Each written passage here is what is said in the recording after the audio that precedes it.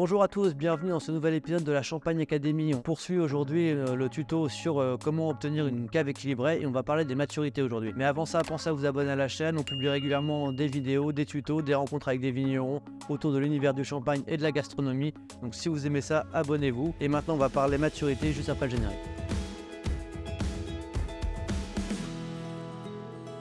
Alors qu'est-ce que ça veut dire se constituer une cave équilibrée? Donc, on l'a vu dans la première partie, c'est déjà identifier ses goûts et ses habitudes, à quel moment on consomme et quel style de champagne on aime, mais c'est aussi gérer la maturité des champagnes, c'est-à-dire qu'il y a des vins qu'on va pouvoir boire dans les quelques mois, dans les quelques années, d'autres qu'il va falloir attendre, des formats différents, etc. Donc c'est vraiment avoir cette notion de j'achète maintenant pour consommer plus tard et qu'au moment où on a envie de sortir une bouteille pour l'apéritif, pour un dîner, pour un événement, on ait toujours une bouteille qui soit dans son apogée de dégustation. D'ailleurs sur le site, on explique pour chaque cuvée, on a une petite courbe qui indique l'apogée théorique, et puis dans votre espace personnel, vous pouvez retrouver dans les champagnes que vous avez achetés l'apogée, être même alerté au moment où on vous recommande de boire ce champagne, parce qu'on estime qu'il est dans sa plénitude. Donc voilà, ça c'est des choses qui vous permettent déjà de vous accompagner dans votre gestion de cave, mais en amont, il va falloir avoir fait les achats qui vont bien pour que, encore une fois, il y ait cette variété de maturité. Donc on va commencer par les plus courants, c'est-à-dire les champagnes non millésimés, les bruts sans année. Donc c'est ce qui va constituer probablement l'essentiel de votre cave. Donc ça c'est des champagnes qu'il faut boire dans les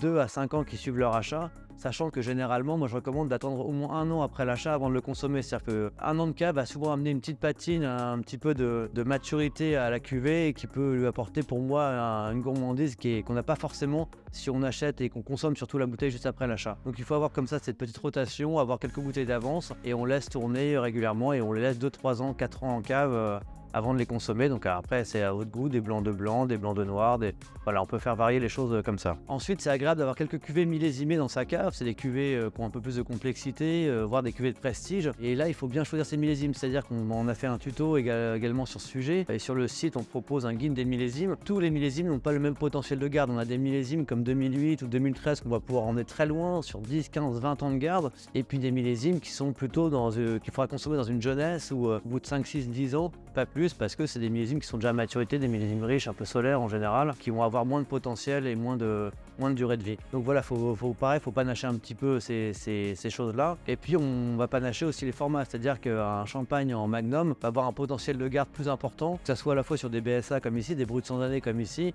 ou sur des millésimes, le potentiel de garde, quoi qu'il arrive, est toujours meilleur et plus long en magnum, en grand flacon qu'en bouteille. Donc il faut aussi ménager ça. Le dernier point en ce qui concerne les millésimes, c'est la naissance de ses enfants. On est souvent tenté d'acheter quelques bouteilles, quelques cartons de la naissance de ses enfants pour les ouvrir à leurs 18 ans, à leur mariage, à différentes occasions. Ça peut être une bonne idée comme pas forcément. En fait, ça dépend du millésime de naissance de vos enfants. C'est-à-dire que des enfants nés en 2009-2012, je suis pas sûr qu'on puisse amener les champagnes pour fêter leurs 30 ou leurs 40 ans.